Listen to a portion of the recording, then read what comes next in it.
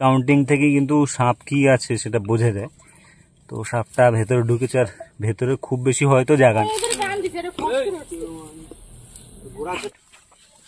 মুখে চলে আসছে।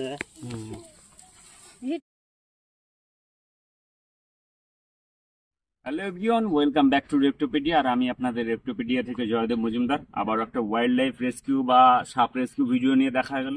তো বর্তমান যে লোকেশনে এসেছি এটা বিবেকানন্দ পল্লী, রানাঘাট ব্লক 2, নদিয়া জেলা। তো এখানে এই বাড়ি থেকে কল করেছে যে তারা 2-3 দিন যাবত কোনো সাপ ঘরের কাছেই কিন্তু দেখতে পাচ্ছে। কোনো ট্যাঙ্ক আছে, সেই ট্যাঙ্কের পাশ থেকে কিন্তু বাইরে বেরিয়ে আসছে। তো আজকের যে টেম্পারেচার আছে, অলরেডি অল্প অল্প কিন্তু শীত পড়ে গেছে।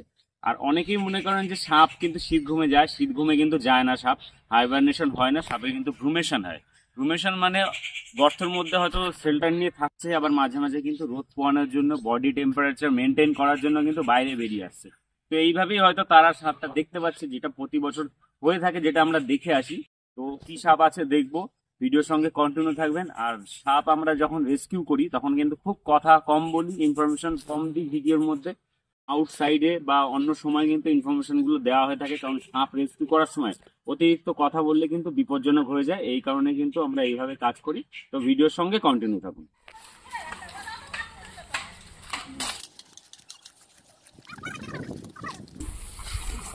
আমাকেও ভালো করে তুলবি, সবাই উঠবে। তো দাদারা পাহারা দিয়ে আছে অনেকক্ষণ ধরে এই জায়গাটায়।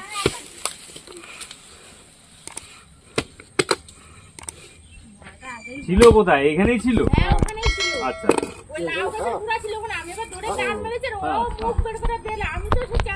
তোমরা দেখতে পাচ্ছ? আমি দেখতে পাচ্ছি কিন্তু ঝিল দিচ্ছে, ঝিল চিকচিক করছে, ঝিল দিচ্ছে। দেখি এখনই দেখা যাবে। আমরা তো আলোর মধ্যে বেশি রয়েছি। টর্চ মারবে, টর্চ। আছে, ভেতরে আছে। ভেতরে রয়েছে, দেখতে পাচ্ছেন।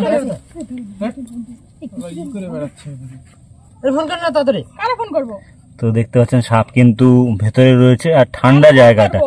আর সাপটা এখানে মনে হয় অনেকদিন ধরে থাকে, কারণ মসৃণ হয়ে গেছে জায়গাটা থাকার জন্য অনেকদিন ধরে। এটা তুমি আগে বের করে দিতে, যেটা সামনে আছে সেটাই বের করে। ভেতর দিয়ে উকি মারছে। হ্যাঁ, আদৌ কি কক্ষ না? হ্যাঁ, গক্ষ গক্ষ। বললাম না আমি লাউ গাছ টান দিতে ফোস করে। এই জায়গা লাউ গাছের ওই গোড়া ছিল। কি মনে হয় যে ওই এদের টান দিতে রে ফোস করে। গোড়া ছিল, বের করে দিয়েছি। বাবা দেখি, দেখো দেখো, ঢুকে যাও। আমি কি রে দেখো, ঢুকে যাও। মানে ঠান্ডা জায়গা তো আরামে থাকে। আর জায়গাগুলো তো তুমি বলছো তো ছোট। কালকে এরপরে কিন্তু আমি দাঁড়িয়ে এগুলো বাঁধছি। জায়গাটা পুরো তেলতেলে হয়ে গেছে। নাও ফোন করো, ওটা তাড়াতাড়ি আসতে। আবার বাড়ি একটাই কেন কি একটা নাকি? আমার তো মনে হচ্ছে না একটা। বেরোবে মনে তো হচ্ছে না একটা।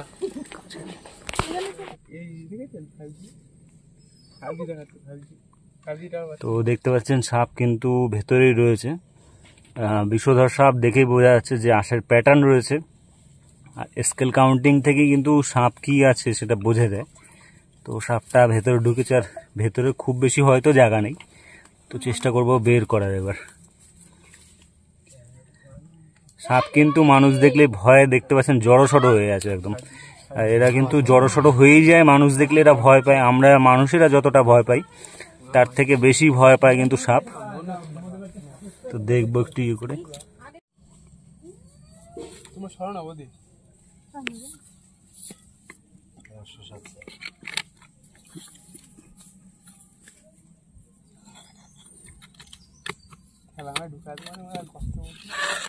লাঠি একটা আছে না?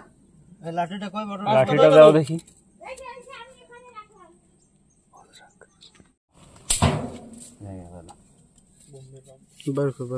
চলে এসছে, দাদা মনে চলে এসছে না? বাইর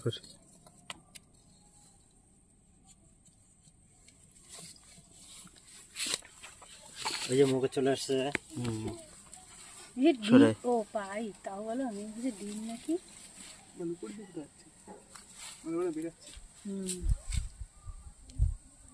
ও বাগানে দৌড় মারবে, কিন্তু বাগানে দৌড় মারবে। ওকে সরে যাও। আচ্ছা আপনার এত গন্ধ বেরোচ্ছে কেন গর্তের ভেতর থেকে এবার, নাকি এর গা থেকে? মাটির মধ্যে ছিল না। তো দেখতে পাচ্ছেন স্পেকটাকেল কোবরা বা খরিশ গোকরো, যেটা খয়ে গোকরো, বিষধর সাপ, অবশ্যই একটা বিষধর সাপ। এটাই কিন্তু ভেতরে ছিল ট্যাঙ্কের ভেতর। আর একটু সার্চ করতে হবে, কারণ অন্য সাপও আরও ভেতরে থাকতে পারে। এদিকে আবার রোদ বেশি, রোদ হলে দেখা যাবে না। বস্তার জোগাড় করে ভিডিও করো।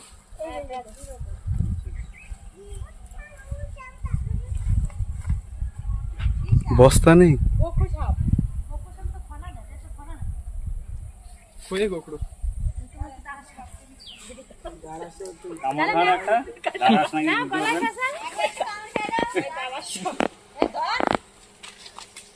ওই যে ফোনা দেয়া যায়, ছোট ফোনা। বাচ্চা মনে হয় নাকি? যেহেতু পায়ে আমার বুট নেই, তো সেই কারণেই কিন্তু আমি একে কোনো রকম রিস্ক নেব না লাগানো।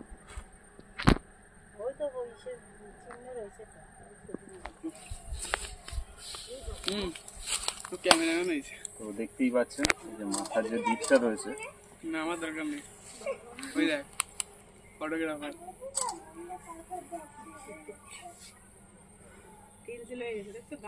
গা ঠান্ডা না পুরো? ঠান্ডা তো হবেই, আরো এরকম ঠান্ডা জায়গা মাটির ছিল। মধ্যে ছিল। ছোট সাপ। এই যে ফোনা, ওই দেখো। না না ওই ফোনা। দেখো। দেখেছো ফোনা? দেখেছো? দাদা সাপ। ফনাবার, এই ফনাবার, ফনাবার। দেখো ফোনা। হ্যাঁ, তো তোমার কাছে না দাদা। এই তুমি দাদা এত কাছে আসছো কেন? আমার এত ছবি তুলতে হবে না। হয়েছে দেখো।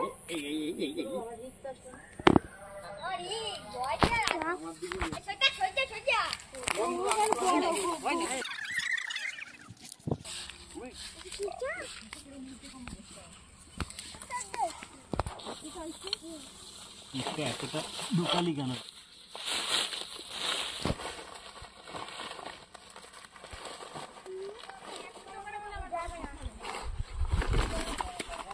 তো এই বিষধর সাপ, যেহেতু যেটা বলছিলাম গরমের জন্য এদের একটু উষ্ণতার তারতম্য হলেই কিন্তু বেশি হট করে, যদি বেশি ঠান্ডা পড়ে, হঠাৎ যদি বেশি গরম পড়ে, তাহলে কিন্তু এরা গর্ত ছেড়ে বেরিয়ে আসে, বিভিন্ন জায়গায় খাবারের খোঁজে বেরিয়ে যায়। তো এই জায়গাটা একটু চেক করা হবে, চেক করে দেখবো কোনো সাপ আছে কিনা। মারি দিয়ে দিলি কেন? এই পাশটা নাই, ওই পাশে। তো দেখলেন এই জায়গা থেকে সরিষ গোকরোটা রেস্কিউ করা হলো। বিভিন্ন বন দপ্তরের বিভিন্ন আইন রয়েছে এই ধরনের সাপ বা বন্যপ্রাণী যেগুলো আছে, কারণ এগুলো আমরা রেস্কিউ করে যে অন্যান্য যে ফরেস্টগুলো আছে বা জঙ্গল আছে সেসব জায়গায় ছাড়া হয়। অতি পরিমাণে সাপ ছাড়া যাবে না যে কোনো এক জায়গায়, যেটা অনেক ক্ষেত্রেই করা হয়। 4-5টা 8-10টা সাপ এক জায়গায় ছেড়ে দেওয়া হয়, তো এটা কিন্তু বায়োডাইভার্সিটি কিন্তু নষ্ট হয়ে যায়। তো এই কারণে আমরা বিভিন্ন সাপ সিঙ্গেল ভাবেই ছাড়ার চেষ্টা করি। তো আমাদের কাজ, আমাদের ইনফরমেশন যদি ভালো লাগে লাইক শেয়ার কমেন্ট করে সাপোর্ট করবেন। ভালো লাগলে চ্যানেল সাবস্ক্রাইব করে রাখবেন। দেখা হচ্ছে অন্য কোনো ভিডিও নিয়ে, ততক্ষণের জন্য বিদায় নিচ্ছি। সবাই আপনারা অনেক ভালো থাকবেন এবং সুস্থ থাকবেন।